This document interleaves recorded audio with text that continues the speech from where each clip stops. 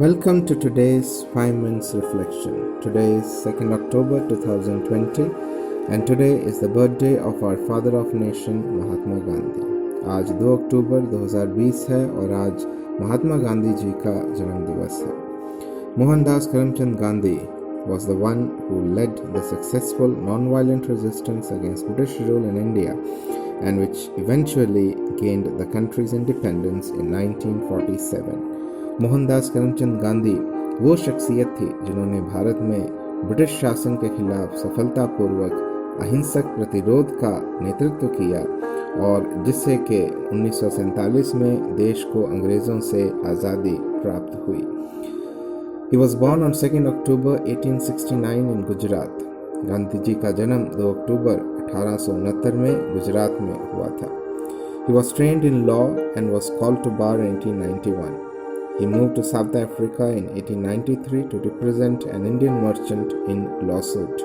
He went on to stay there for 21 years. वे कानून में प्रशिक्षित हुए और 1891 में वकील के रूप में उन्होंने काम किया. 1893 में एक केस लड़ने के लिए वो साउथ अफ्रीका में गए और वहाँ वे 21 वर्ष तक रहे. In 1915, at the age of 45, he returned to India. He started with organizing peasants and farmers and urban laborers to protest against excessive land tax and discrimination. 1915 में वे वापस भारत आए और किसानों और मजदूरों को संगठित किया और अत्यधिक कर और भेदभाव के खिलाफ विरोध शुरू किया.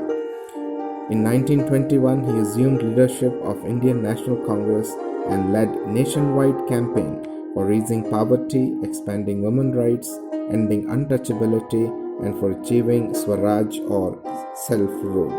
1921 में उन्होंने इंडियन नेशनल कांग्रेस का नेतृत्व लिया और गरीबी को कम करने के लिए, महिलाओं को अधिकार में विस्तार करने के लिए, छुआछूत को ख़त्म करने के लिए और स्वनियम या स्वराज के लिए राष्ट्रव्यापी अभियान का शुरुआत किया. Gandhi ji taught the whole world that one can fight and win over the evil by non-violence.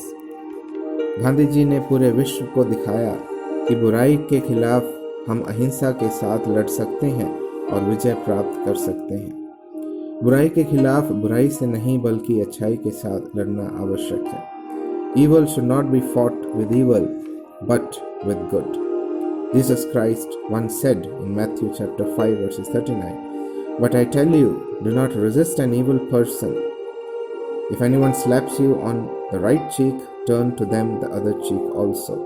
परंतु मैं तुमसे कहता हूँ कि बुरे का सामना न करना, परंतु जो कोई तेरे दाहिने गाल पर थप्पड़ मारे उसकी ओर दूसरा भी फेर दे. We need to fight against evil, not the person doing evil. हमें बुराई से लड़ना है, ना कि उस व्यक्ति से जो बुरा कर रहा है. Many times we get angry against a person and we are not able to stop ourselves to harm him by our words or actions or even physical injury, but that is not correct. कई बार हम किसी व्यक्ति से गुस्से में आ जाते हैं और अपने आप को रोक नहीं पाते कि किसी को अपने शब्दों से या कार्य से चोट पहुंचाएं या फिर शारीरिक चोट तक दे दें, पर ये सही नहीं है. अगर कोई बात गलत है तो क्या उस गलत को गलत से सही किया जा सकता है? नहीं, गलत को सही के साथ ही सही किया जा सकता है. If something is wrong, can it be made right by wrong? No, wrong can be only made right by right. Evil has to be destroyed by good. Wrong has to be destroyed by right. बुराई को अच्छाई से और गलत को सही से हराना है. झूठ को सत्य से और अज्ञानता को ज्ञान से हराना है. Falsehood has to be destroyed with truth and ignorance has to be destroyed with knowledge. Darkness has to be overcome with light. अंधकार को उजाले से हराना है. Let us remove evil with goodness. Let us remove falsehood with truth. Let us remove darkness with light. Let us remove ignorance with knowledge. Let us remove hatred with love. आइए हम बुराई को अच्छाई से दूर करें, झूठ को सच्चाई से, अंधकार को उजियाले से और अज्ञानता को ज्ञान से हम दूर करें, नफरत को प्रेम से दूर करें. आइए हम एक दूसरे से प्रेम करें. Let us love one another. Thank you for watching.